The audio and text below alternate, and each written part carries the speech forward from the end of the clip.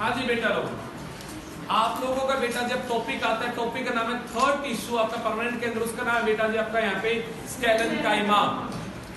स्केलेनकाइमा is a dead tissue, ये इसका सबसे बड़ा पॉइंट है यहाँ पे। कैसा टिश्यू बेटा जी यहाँ पे? तो चलिए इसके बारे में शुरू करते पढ़ना बेटा।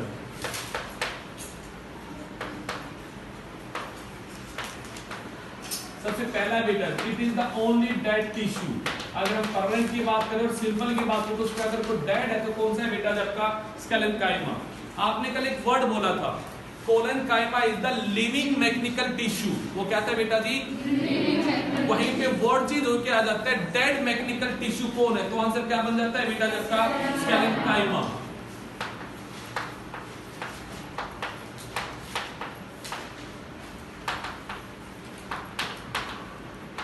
पॉइंट आते हैं सर, ये डेड कैसे हुआ, ये डेड का क्या मतलब है यहाँ पे डेड का? तो जरा उस वर्ड को समझ के देखिएगा। यहां देखो सारे के सारे, आपने कहा सर ये हमारी सेल मेम्ब्रेन है,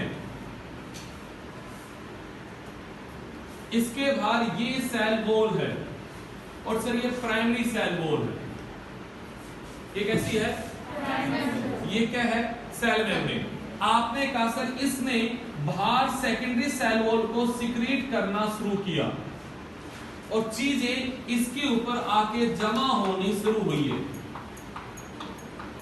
अब सोचिएगा, चारों तरफ से अगर इसके ऊपर चीजें जमा होती जाएंगी होती जाएंगी होती जाएंगी, तो प्राइमरी सेल वॉल वहीं बैठी जहां उसे होना चाहिए था, और अंदर चीज अगर ऐसे जमा होती जाएगी तो अंदर की कैविटी का साइज क्या होता जाएगा बेटा? जब का यहाँ पे कम कम कम कम होता जाएगा।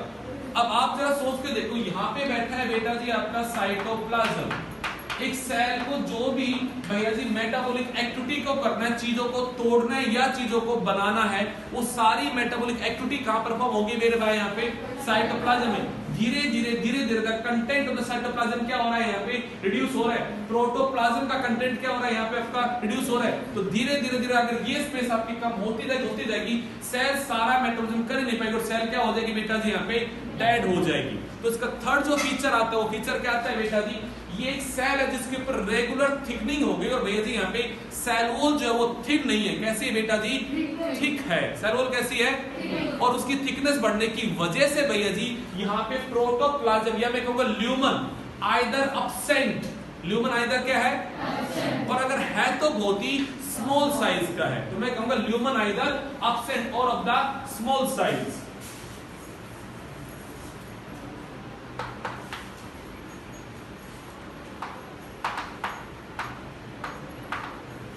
either absent or small size। अब अगर मैं इसके साथ एक वर्ड जोड़ता हूं प्रोटोप्लाज्म, क्या वर्ड जोड़ता हूं बेटा जी? उसके बारे में जोड़िएगा यहाँ पे। प्रोटोप्लाज्म के बारे में क्या कहूं बेटा जी? जब अगर ल्यूमन ही नहीं है तो प्रोटोप्लाज्म, जो अंदर सेल कंटेंट भरा उसको हम क्या बोलेंगे? प्रोटोप्लाज्म। तब जब भैया जी ल्यूमन ही नहीं है तो प्रोटोप्लाज्म भी क्या होगा? या तो absent होगा या फिर क्या होगा? स्मॉल। मैं कहूंगा प्रोटोप्लाज्म absent और स्मॉल। बात करते हैं इसकी सेल वॉल की। Cell wall is thicken, highly thick होती है मेरे भाई सेल वॉल। इवन एक और बात इसके ऊपर, मान से यहाँ पे थिकनिंग जब होती है तो यहाँ पे एक स्पेसिफिक टाइप का मॉलिक्यूल आके जमा होता है। उस मॉलिक्यूल का नाम क्या होता है? लिग्निन। क्या नाम होता है? लिग्निन। तो मैं कहूंगा एंड लिग्निफाइड, क्योंकि ऊपर क्या जमा है बेटा जी? यहाँ पे लिग्निन है। ये यहाँ पे इसके कैरेक्टरिस्टिक फीचर है किसके मेरे भाई? यहाँ पे स्केलेनकाइमा के। तो कोई पूछे आपसे डेड टिश्यू कौन सा है, डेड टिश्यू कौन सा है बेटा जी? यहाँ पे स्केलेनकाइमा है। मैं बात कर रहा हूँ परमानेंट टिश्यू में सिंपल में डेड कौन है, तो वो कौन है बेटा? आपका स्केलेनकाइमा है। यहां तक की बात हुई। अब पॉइंट आता है प्लांट में अगर स्केलेनकाइमा को ढूंढोगे तो ये किस किस फॉर्म में आपको मिलेगा? तो मैं कहूंगा ये दो फॉर्म में मिलेगा बेटा जी आपको। कितने फॉर्म में बेटा जी? दो फॉर्म में होगा। या तो ये होगा एक फाइबर की फॉर्म में, या फिर होगा बेटा जी एक स्फेरिकल फॉर्म में, उसको हम बोलेंगे स्केलराइड्स। ये दो फॉर्म में एग्जिस्ट करता है। तो आप लिखिएगा टाइप ऑफ द स्केलेनकाइमा।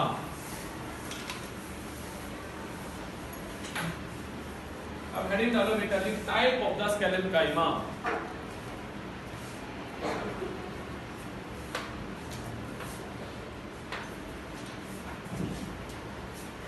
और बेटा दो तरह का स्क्लेरोकाइमा होता है, एक का नाम होता है फाइबर, एक का नाम होता है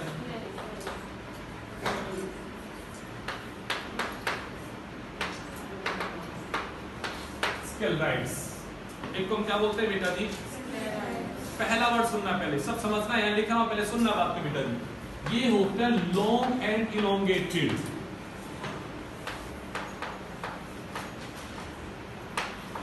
कैसा है बेटा जी? फाइबर, देखो फाइबर वर्ड लिखा है कि धागे का जैसा है, ये लंबा है, और कैसा है बेटा जबकि ये इलोंगेटेड है। मैं कहूंगा ये कैसा था, कहूंगी ये स्मॉल है,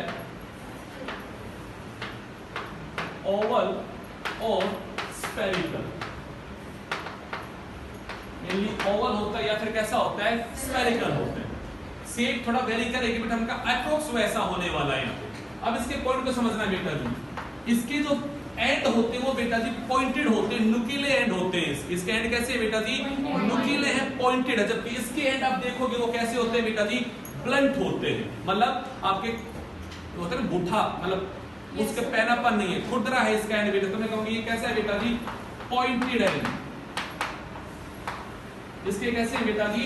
पॉइंटेड एंड। इसमें मैं कहूंगा बेटा जी ब्लंट एंड। एक मेन बात बेटा जी, ये हमेशा होता है बेटा जी अनब्रांच्ड। कैसा होता है बेटा जी? अनब्रांच्ड। इसमें आपको दिखाई देगी बेटा जी मे बी ब्रांच्ड।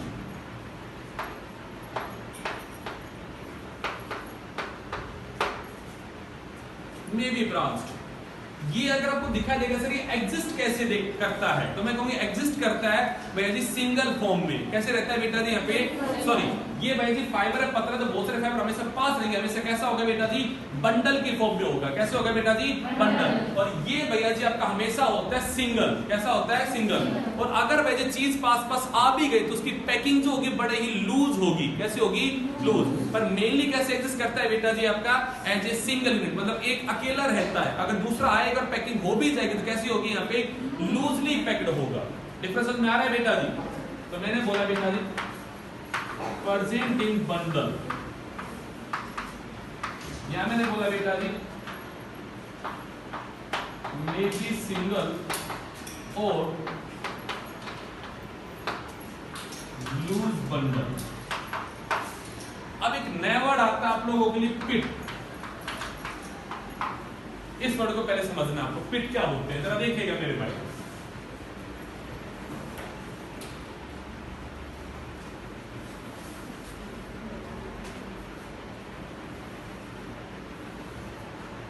ये मैं सेल बना रहा हूं बेटा, आपने कहा सर ये बाहर जो है ये सेल वॉल है और ये थिक एंड सेल वॉल है।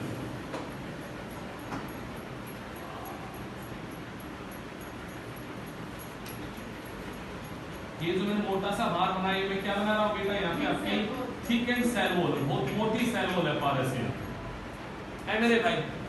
मैंने कहा इस सेल वॉल में जगह जगह ऐसे एरिया है जो अनथिक है, जो कैसा है? तो मैंने कहा थिक सेल वॉल में जो अनथिकन्ड एरिया है, तब मैंने क्या बोला? एक सेल वॉल में जो अनथिक्ड एरिया है, ऐसा बेटा जी यहाँ पे अनथिक्ड एरिया है। मैं कहूंगी अनथिक्ड जो एरिया रह गया बेटा जी इस थिक सेल वॉल में, मैं कहूंगा ये कहलाते हैं बेटा जी पिट्स। क्या कहलाते हैं? ये मेनली क्यों काम आते हैं? आगे जाके जब आप बातें करोगे बेटा जी about the xylem and the phloem, तो वहां पे बातें होंगी। जाइलम जो होता है उसमें होते हैं ट्रैकेट्स या होते हैं भैया जो उसके अंदर आपके यहाँ पे वेसल्स, वो भी आपके डेड में आते हैं। तो पिट्स का मेनली काम होता है कि अगर किसी चीज का एक सेल से अगले सेल में ट्रांसपोर्टेशन होना था, क्या होना था? तो सोचो ये सेल थिक है, अब अगर एक थिक सेल से चीजें ट्रांसपोर्ट होंगी तो क्या उसका डिफ्यूजन हो पाएगा इजीली बेटा जी? बट सोचो अगर उसमें जगह जगह पिट्स बने होंगे तो वहां से चीज इजीली क्या हो जाएगी बेटा? जबकि यहाँ पे ट्रांसपोर्ट हो पाएगी। तो आगे जाकर जाइलम को पढ़ोगे तो वहां भी मैं कहूंगा कि पूरे उसके ट्रैकेट्स और वेसल जो होते हैं वो पिटेड होते हैं। कैसे होते हैं? उनमें जगह जगह पिट्स होते ताकि वहां से इजीली क्या हो सके बेटा? जब ट्रांसपोर्टेशन हो सके। पॉइंट क्लियर हो रहा दिमाग में? तो कोई पूछे आपसे पिट क्या है तो क्या कहोगे? Unthickened area in the thickened cell wall. कि भाई प्राइमरी सेल वॉल तो है बट उसके अलावा जब सेकेंडरी या सेकेंडरी सेल वॉल की लेयर बनी तो मैं कहूंगा सेकेंडरी सेल वॉल जब बनी तो उसमें जगह जगह वो सेल वॉल अब्सेंट है और वहां पे खाली क्या बच गई बेटा जी, आपकी प्राइमरी बच गई। तो मैं कहूंगा इस पूरे थिक सेल वॉल में जगह जगह खाली बची एक प्राइमरी सेल वॉल में कहूंगा ऐसा जो अनथिकन्ड सेकेंडरी सेल वॉल है वो क्या है बेटा जी, यहाँ पे आपका पिट्स है। ये बात क्लियर हुई। तो आप मैं कहूंगा पिट्स दोनों में प्रेजेंट तो है बट पिट्स की टाइप भी कैसे है बेटा जी, आपके यहाँ पे अलग अलग है। कैसे है बेटा जी? अब जरा सोच के देखो बेटा जी, ये एक धागे का जैसा है तो मैं कहूंगा ये लॉन्ग है और मैं कहूंगा साथ में कैसा होगा बेटा जी, नैरो भी होगा पतला भी होगा। अरे फाइबर है, फाइबर तो कैसा होगा, पतला ही होगा ना। अरे हाँ कि ना। तो सोचो अगर एक पतला सा फाइबर है उसमें पिट बनेगा तो पिट कैसा होगा, सिंपल हो गया ब्रॉड होगा। कैसा होगा, सिंपल हो गया ब्रॉड होगा, सिंपल होगा। और मैं कहूंगा वो अनब्रांच होंगे। कैसे होंगे बेटा जी? बट आपको यहां पे दिखा दिया, मैं लिख देता हूं सिंपल एंड अनब्रांच।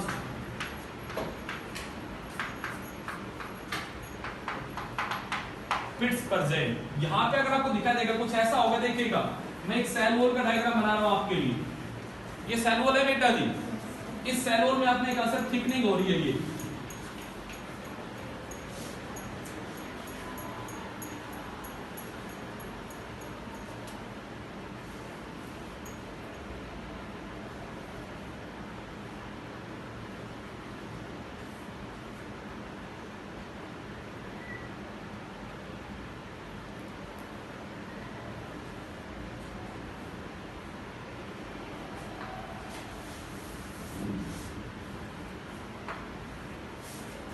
देखो कैसा बनाई, ये ऐसे निकल के क्या होगा उसके यहाँ पे ब्रांच ही होगी। तो ऐसे ब्रॉड भी होंगे, चौड़े भी होंगे, क्या होंगे बेटा जी यहाँ पे ब्रांच भी होंगे। किस केस में मेरे भाई? In the case of the sclereids में। बट इसके केस में कैसे होंगे बेटा जी? यहाँ पे आपके सिंपल होंगे। कैसे होंगे? अनब्रांच होंगे। बात क्लियर हो रही है बेटा जी? तो वहां लिखेगा मेरे भाई यहाँ पे आपके broad and branch pit present.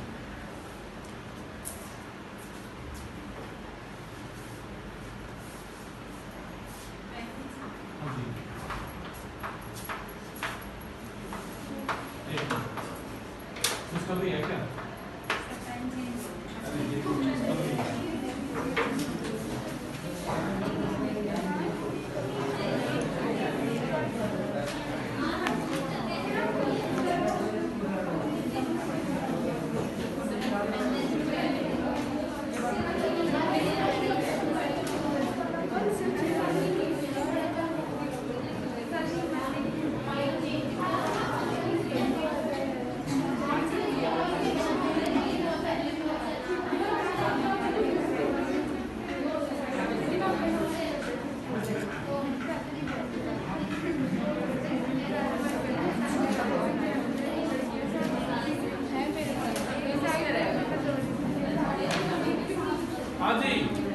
Monday से आपका स्कूल का टाइम हो रहा है 8:40 से 2:40।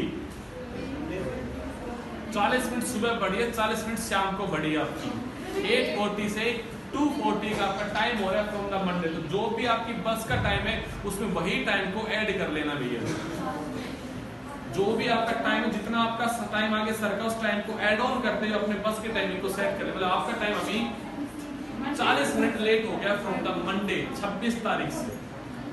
हाँ जी, ये चीज समझ में आ रही है मेरे भाई? अरे निष्ठा जी समझ में आई है? कुछ थोड़ा बहुत गलती से आ गया हो और अगर ये गलती से आया हो तो पॉइंट ये आता है, अब इनका दोनों का फंक्शन एक ही है या अलग अलग है? तो इन दोनों के फंक्शन भी अलग अलग है मेरे भाई। क्या फंक्शन है? ये कहीं भी अगर बैठा होगा तो चीजों को रिजिड बनाएगा। क्या बनाएगा? और ये रिजिड ना बना के वर्ड यूज करोगे, स्टिफ बनाएगा चीजों को। क्या बनाएगा? ये स्टिफनेस देकर वो क्या देगा? तो लिखेंगे बेटा, it provide rigidity, it provide stiffness. अब आपको पहले एग्जांपल देकर समझाते हैं भाई, सुनिएगा जरा, बात को सुनेगा वो बच्चा लोग। एग्जांपल लेके समझो। आप कोकोनट की बात करते हो, किसकी बात करते हो? कोकोनट। उसमें आप मीजोकार्प की बात करते हो, उसके ऊपर आप कहते हो सर वो फाइबर्स है, वो पतले पतले फाइबर है। क्या वहां अकेला फाइबर है? तो ग्रुप में है, बंडल में है। उनके एंड्स कैसे हैं? पॉइंटेड हैं, बड़े नैरो है, इलोंगेटेड है, लॉन्ग है। फिट्स आपको नहीं दिख रहे हैं उसमें, कोई नहीं, वो आपको माइक्रोस्कोपिक है तो आपको दिखाई नहीं देंगे अभी। यहां तक की बात समझ आ रही है? वो उसे क्या बनाते हैं, रिजिड या स्टिफ? अब स्टिफनेस को समझ कर देखो, आप नाशपाती खाते हो, वो कैसा है, वो स्टिफनेस है या नहीं उसमें? चीकू खाते हो, चीकू, चीकू के अंदर जब चीजें देखोगे तो उसमें स्टिफनेस है, सख्त है वो चीज, कैसी है, सख्तनेस है उसमें। वो किसकी वजह से बेटा जी, आपका ड्यू टू द स्केलेराइड्स। अब बात करते हो एंडोस्पर्म, उसमें ट्रू फ्रूट में आप बातें करते हो एंडोकार्प की, किसकी बात करते हो? एंडोकार्प कैसी है, स्टिफ है, बिल्कुल हार्ड है वो आपकी, अरे कैसी है? वहां क्या बैठा है बेटा जी, स्केलेराइड्स बैठा है। एग्जांपल को समझ में आ रहे हैं मेरे भाई? आप जब फाइब्रस की बात करते हो तो आप एग्जांपल सोचिएगा कोकोनट का, जब आप बातें करते हो स्केलेराइड्स की तो आप एग्जांपल सोचो कि हम जब फ्रूट खाते हैं आपका बेटा जी पियर्स का, नाशपाती खाते हैं हम लोग, हम खाते हैं चीकू, तो उनमें हमें एक सख्तनेस आती है, एक स्टिफनेस आती है कि फ्रूट इतने सॉफ्ट नहीं है खाने के अंदर, अरे हाँ या ना? वो सॉफ्टनेस नहीं, उनमें स्टिफनेस, उनमें टाइटनेस, उसमें एक हार्डनेस है उनमें चीजों में, अरे सही बोल रहा हूँ? आपका जब पकने की बात करते हो तो सॉफ्ट होता है, वैसे उसमें हार्डनेस है, स्टिफनेस है उसके अंदर।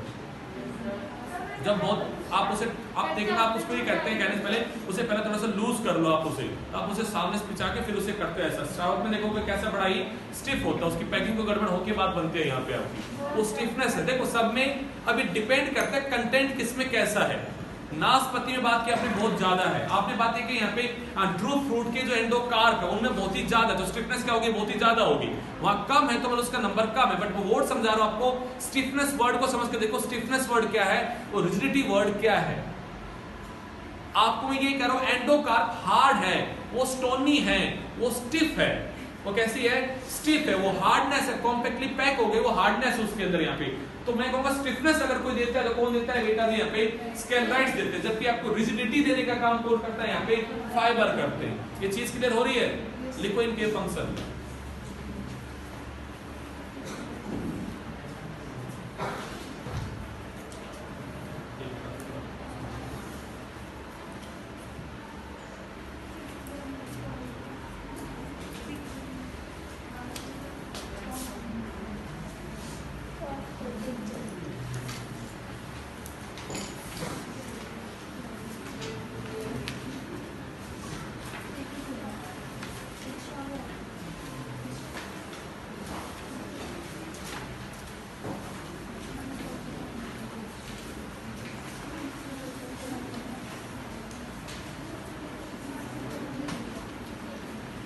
एक और डिफरेंस को समझना है मेरे भाई इनमें, ये फाइबर पैदा कहां से होते हैं और स्केलेराइड्स पैदा कहां से होते हैं। It get originate directly from the meristematic cell, ये सीधा किससे पैदा होता है, ये कभी मेरिस्मेटिक सेल से पैदा नहीं होते। These get modified by thickening of the parenchyma cell, ये किससे पैदा होते हैं, तो लिखो इनका ओरिजिन की बात और बेटा जी एक बार।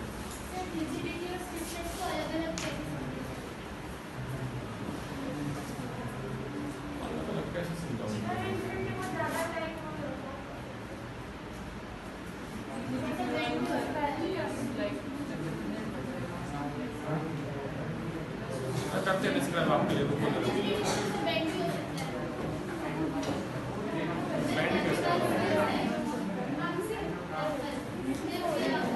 एप्पल में भी आपका स्टेरॉइड्स है गुड़िया।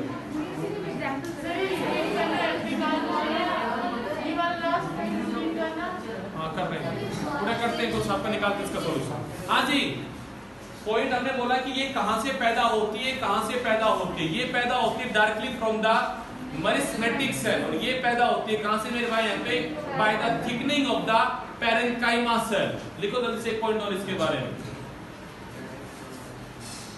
It get directly originated from the meristematic cell, और उसमें लिखना है मेरे भाई, it get originate, it get form by the parenchyma cell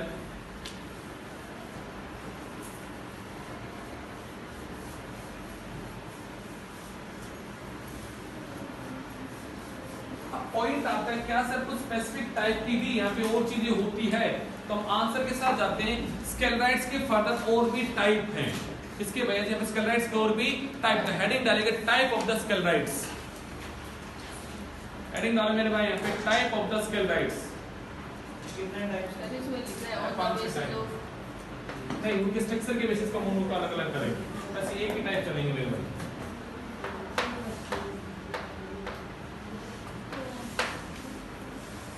हाँ जी, हमने वर्ड बोला बेटा जी स्टोन सेल, क्या नाम बोला हमने? अब भैया जी आइसोडायमेट्रिक है, तो मैंने कहा दीज आर ओवल और स्फेरिकल। शेप कैसी बेटा जी? ओवल और मैंने एक और बोला आइसोडायमेट्रिक। मैंने वर्ड क्या बोला बेटा जी?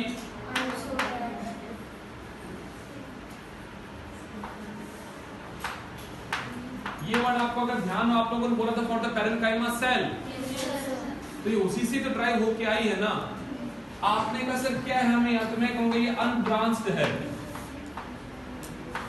कैसी बेटा जी अपने यहाँ पे अनब्रांच्ड है। जरा डायग्राम बना के देखते हैं। आपने कहा सर ये स्फेरिकल शेप की इस तरह से हमें दिखाई दे रहा है बेटा जी, इसमें ऐसे बैठे होते हैं मेरे भाई आपके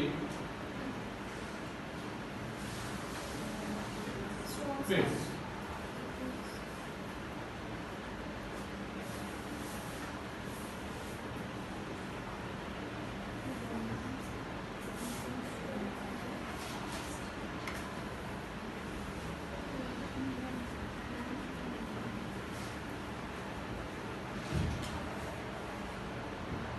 अब बीच वाला जो एरिया वहां पे सेल वो को बना दूंगी मेरे भाई। हाँ जी, अनब्रांच स्फेरिकल शेप का बनाना है गुरु, अनब्रांच है। जो जिसमें आप लगा रखा है तो उसमें कभी ब्रांच नहीं है। बेटा मैंने कहा था स्केलेट्स ब्रांच होते हैं, पर ये एक ऐसा स्केलेट है जो अनब्रांच है। जहाँ ब्रांच की बात होगी उसकी बात भी करेंगे गुड़िया हम आपके साथ। सब के सब ऐसा होगा जरूरी नहीं है गुड़िया। ये कैसा है यहाँ पे एक स्केलेट्स, ये ओवल शेप का होता है, इस तरह का शेप का यहाँ पे, बट ये कैसा है गुड़िया यहाँ पे। अब इस तरह इसके टाइप करेंगे शेप के बेसिस पे कैसे कैसे ये वेरी करने वाला है।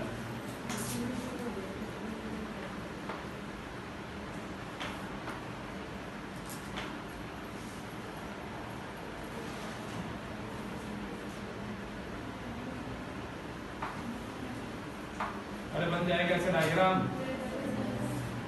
ये जो बीच में आपने छोड़ दिए अनथिकनेड एरिया बन गई बेटा जी आपकी। अरे हाँ कि ना?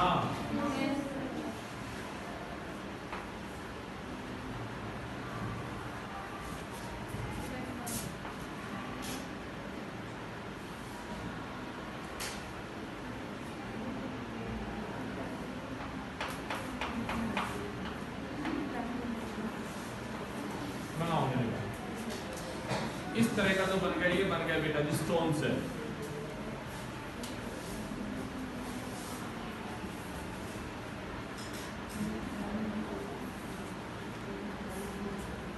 आपके एंशिएंट बुक में एक एग्जांपल लिखा है स्पोटा।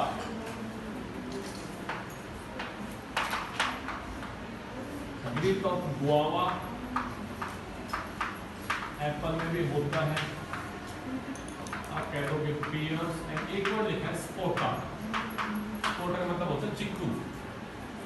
स्पोटा क्या है बेटा जी यहाँ पे? चिक्कू। तो आपने अभी कहा था कि मेरे पास स्केलेट्स क्या होता है? स्टिफनेस देता है फ्रूट्स के अंदर। ये एनसीईआरटी की बुक के एग्जांपल में, एनसीईआरटी बुक में स्केलेट्स नाम दे रखा है, उसमें एग्जांपल दे रखा है क्या मेरे भाई आपके? ये सब मैंने उसमें ये बता दिया आपको कि स्केलेट्स के कौन सा टाइप है जो होता है, वो कौन है बेटा ने यहाँ पे आपका स्टोन सेल। ये मैंने बोला ग्रिट। ग्रिट का मतलब जो खाने वाली जो चीज है ना, एडिबल जो पार्ट है यहाँ पे, उसके अंदर स्टिफनेस होती है, उसको देने के लिए बेटा ये वाला वहाँ पे बैठा होता है आपका स्केलेट्स। तो क्या क्या नाम बोला आपने? Grit of the guava. Guava बोला अमरूद। क्या बोला मेरे भाई? एप्पल। और वैसे पियर्स और क्या कहोगे? स्पोटा। ये मत कहना कि सर यहाँ पे हमें थोड़ा कम फील होता है। मेरे भाई बात उनके कंटेंट के वेरिएबल पार्ट की, किसमें कितना होता है किसमें कितना नहीं है मेरे भाई यहाँ पे, बट होता सबके अंदर है। ये उसे देता है स्टिफनेस। कोई स्पेलिंग आप ठीक कर लो तो।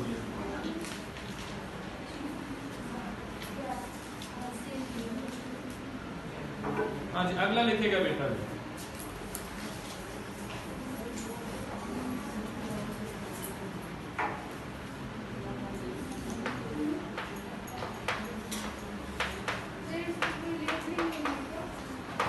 लेबलिंग में क्या करूं गुड़िया आपको? ये ल्यूमन है,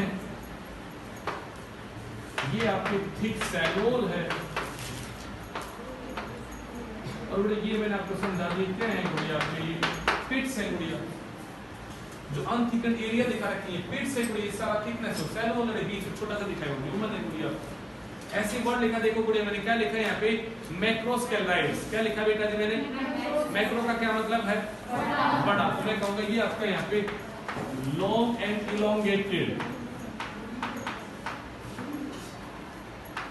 जैसे आपने अभी कहा कि ओवल या स्फेरिकल होते, बट यहाँ पे शेप कैसे बेटा जबकि यहाँ पे long and elongated like a column.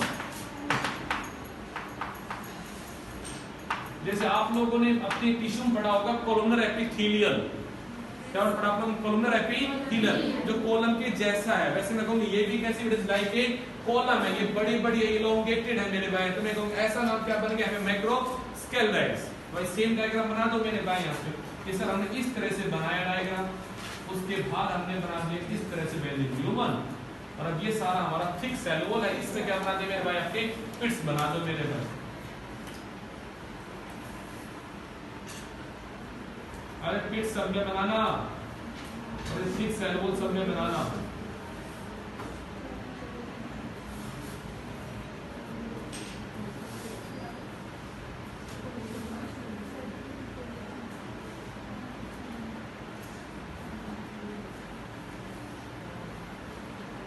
ऐसे बना दो इसके आसपास सारा मेजर भाई सेम लेवलिंग, बस पॉइंट ये है ये कैसा है बेटा जी आपका स्फेरिकल शेप का, इसे कैसे बनाना है बेटा जी आपका लंबा बनाना, इलोंगेटेड बनाएंगे इसे, फर्क कितना सर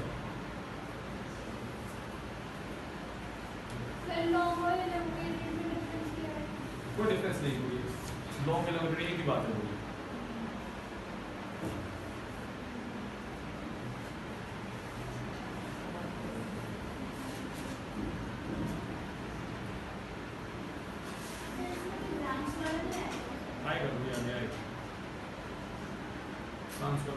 स्टार शेप का हो जाएगा, ब्रांच हो जाएगा।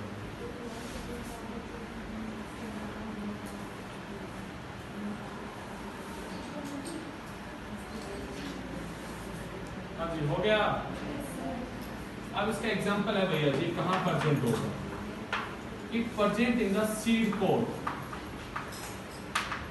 Of leguminous plant. जो आपके लेग्यूमिनियस प्लांट है बेटा जी उनकी सीड कोड जो होती है ये उनके अंदर प्रेजेंट। अब यहां से एक बड़ा जबरदस्त बात बन जाती है आपके लिए, क्वेश्चन क्या बन जाता है, विच of the following plant have the hard seed code. तब जरा सोचिएगा किसी की सीड कोट में, किसी के सीड की वजह इंटीग्रेंट में जो राइपर होकर सीड कोट बने, सीड कोट में अगर भैया ये स्केलेट्स आके जमा हो गया तो उसकी सीड कोट कैसी हो जाएगी बेटा, जबकि हार्ड हो जाएगी। तो याद रखना अगर सबसे ज्यादा हार्ड किसी सीड कोट होती है तो किसकी होती है बेटा जी यहाँ पे लेग्यूमिनियस की होती है। इसका एक एग्जांपल आ जाता है लोटस, क्या आ जाता है बेटा जी लोटस। बायोलॉजिकल वर्ल्ड में सबसे टफेस्ट अगर किसी की सीड कोट है, सबसे हार्डेस्ट अगर किसी की सीड कोट है तो किसके बेटा जी यहाँ पे लोटस की। लिखो ये बात, हार्डेस्ट सीड कोट,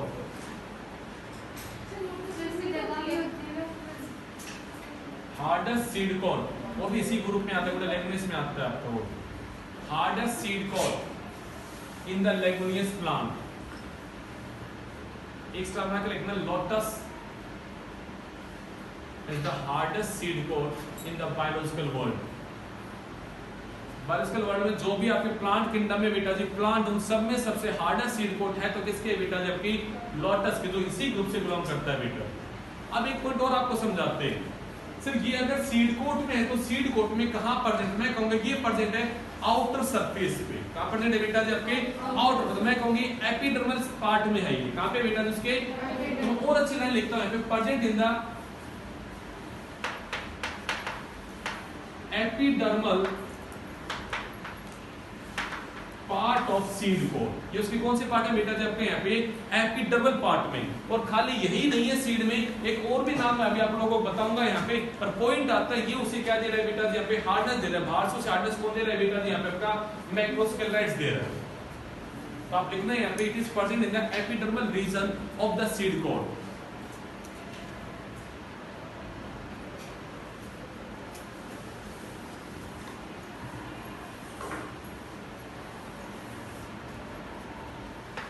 तीसरा वर्ड बेटा जी ओस्टियोस्केलेराइट। ये वर्ड आप लोगों ने पढ़ा होगा ओस्टियो। ओस्टियो वर्ड किसके लिए यूज होता है? For the bones. तो मैं कहूंगा इसके जो एंड आप देखोगे वो स्वेलन हो जाते हैं। एंड क्या इसके बेटा जी यहाँ पे स्वेलन है लाइक ए लॉन्ग बोन। तो आपको दिखाई देगा कुछ इस तरह का।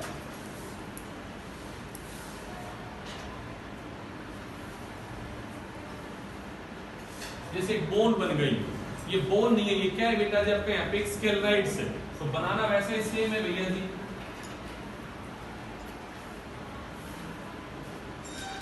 ये उसका ल्यूमन है। बाकी हर जगह क्या बनाना है मेरे भाई यहाँ पे सेल बोन को बनाना। बीच में क्या निकाल देना भैया जी? फिट्स निकाल देना। इस तरह से बोन की शेप जैसा अगर हो जाए तो उसे हम क्या बोलते हैं बेटा जी यहाँ पे ओस्टियोस्केलेराइड्स। इसका भी एग्जांपल क्या है बेटा जी यहाँ पे? It is present in the sub epidermal region of the seed coat. जरा सुनना है मेरे भाई इसके बारे में।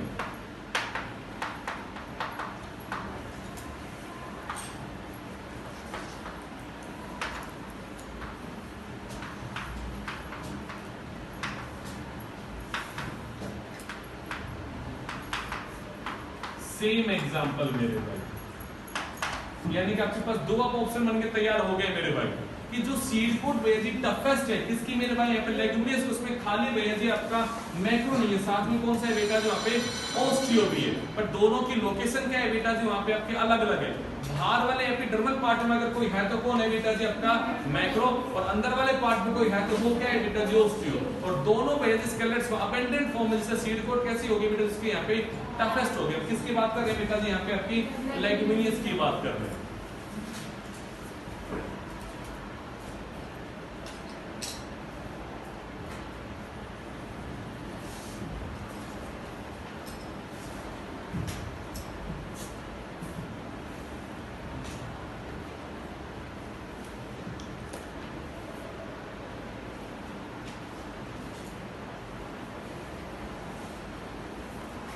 अब आता है बेटा चौथा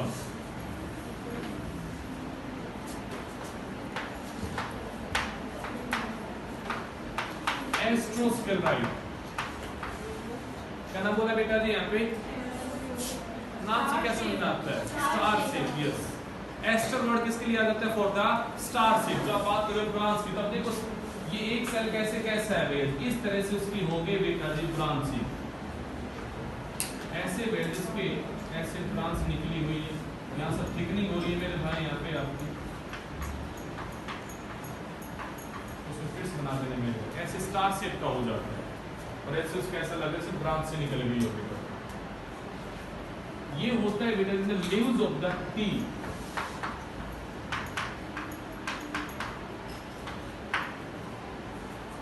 चाय के पत्तों के अंदर होता है बेटा।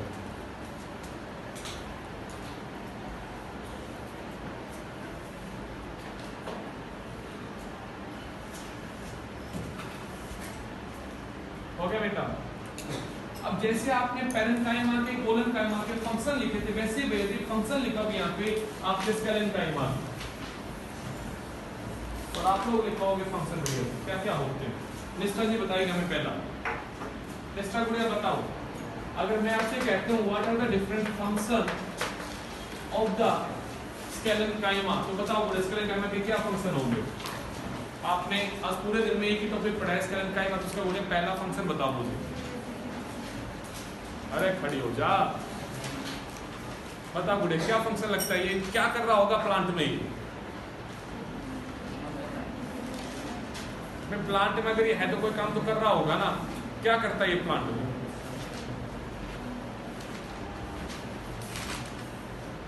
बूढ़े मैंने क्या पढ़ा रहा हूं तब से? अरे मैं स्केलेनकाइमा में पढ़ा रहा हूं आप लोगों को तब से। तो जो बात पढ़ी है वो उसके फंक्शन हो जाएंगे। तो फंक्शन बता दो ना क्या पढ़ा है आप लोगों ने। सबसे पहला function provide mechanical strength.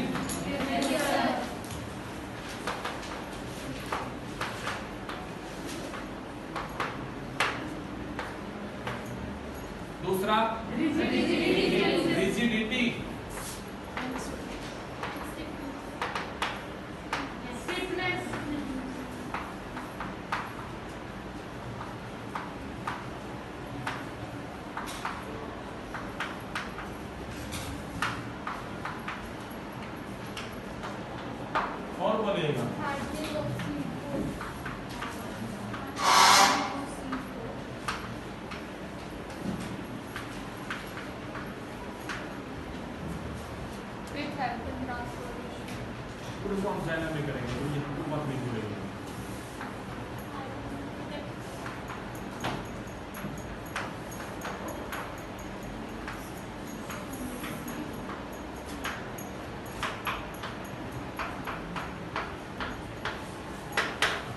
Root fruit की जो भी भैया जी यहाँ पे आपकी स्टोनी जो आपको जो एंडोकार्प स्टोनी बनती है उसे कौन बनाता है बेटा जी?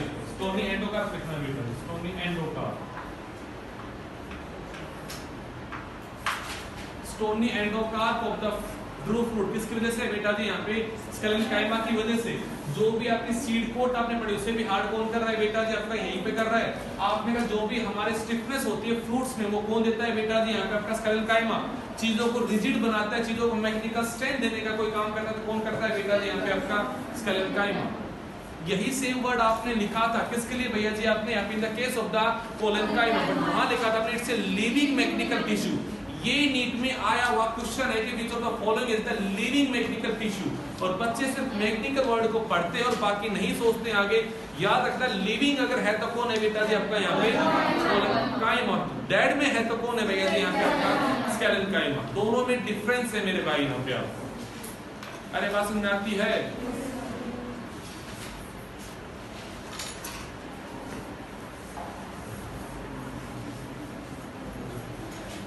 अब आपने एनसीईआरटी बुक पढ़े, 4वीं ने क्वेश्चन कहा कि एनसीईआरटी बुक में एक लाइन लिखी हुई है कि एपिडर्मिस की सेल है और वो डिवाइड होके डिफरेंट भैया जी रीजन्स को बनाने का काम करती है। ये रीजन आपको सोच के देखो, हमने पढ़ाए हैं बेटा जी यहाँ पे आपको कि हम पूरे प्लांट को जब ऑर्गेनाइज करेंगे, क्या करेंगे? प्लांट का जब हम ऑर्गेनाइजेशन पढ़ेंगे, चीजें कैसे आ रही है, पूरे प्लांट के स्ट्रक्चर को 3 पार्ट में डिवाइड करूंगा बेटा जी। कितने पार्ट में? यहाँ पे 3 पार्ट में कहूंगा। सबसे पहले बातें करूंगा एपिडर्मल पार्ट की। बेटा मैं किसकी बात करूंगा? सिंकी जी बता सकते हो मैं एपिडर्मल पार्ट में क्या क्या बातें बताऊंगा आपको? एक प्लांट को बाहर से अगर देखोगे तो उसमें क्या क्या दिखाई देगा आपको? सबसे पहले आप कहोगे सर यहाँ पे आ जाती है एपिडर्मिस, और स्टोमेटा भी हमें यहीं पे ही दिखाई देगी। Very good. आपको अगर रूट देखोगे, रूट के हेयर अगर दिखाई देंगे, कहां दिखाई देंगे? आपके एपिडर्मिस में। स्टेम पर देखोगे उसके बाहर भी ऐसे हेयर निकले, उनको हम बोलते हैं ट्राइकोम। क्या बोलते हैं बेटा जी? हम उनको ट्राइकोम्स। वो भी कहां जाएंगे बेटा जी? आपके एपिडर्मल रीजन में आएंगे। तो जब मैं एपिडर्मल ऑर्गेनाइजेशन पढ़ाऊंगा तो मैं आपको ये सब चीजें पढ़ाऊंगा, वहां पे क्या क्या होती है बेटा। हाँ जी, हाँ रूट में नहीं हो गया। रूट कैप को हम उससे बाहर निकाल करके, क्योंकि हमारे एपिडर्मिस के बाहर की एक प्रोटेक्टिव कवरिंग है गुड़िया, हम उसको बाहर रखेंगे गुड़िया उससे। आपने कहा एपिडर्मिस का मतलब आउटरमोस्ट प्रोटेक्टिव कवरिंग। क्या बोला हमने यहाँ पे? Outermost protective covering. एक प्लांट बॉडी की हमने कहा सबसे बाहर कौन होता है? उसके बाहर क्या, उसमें एपिडर्मिस में क्या होते हैं? Stomata upon the gases exchange. उसके बाहर वैसे आपस में इलोंगेशन हो जाए, क्या बन जाएगा? रूट क्या? हेयर। और अगर स्टेम के ऊपर भी कोई चीज बाहर निकले तो वो क्या कहलाएगी? Trichomes. These are also the hair like structure, but अंतर होगा, ये होते हैं यूनिसेलुलर, ये कैसे होते हैं? मल्टी। तो डिफरेंस पढ़ेंगे हम इनका क्या होने वाला है। दूसरा बेटा यहाँ पे वर्ड आएगा मस्कुलर सिस्टम। हम किसकी बात करेंगे यहाँ पे? मस्कुलर। ये हमें बातें करूंगा about the xylem and phloem arrangement, कि वो कैसा अरेंज है।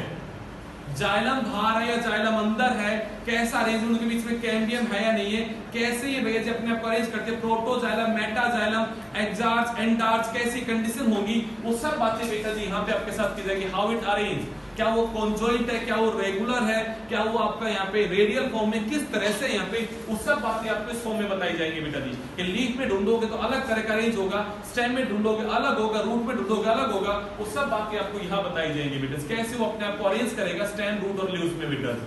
फिर यहाँ पे बातें आती है बेटा जी ग्राउंड टिश्यू में। तीसरी चीज क्या होगी बेटा जी आपके यहाँ पे?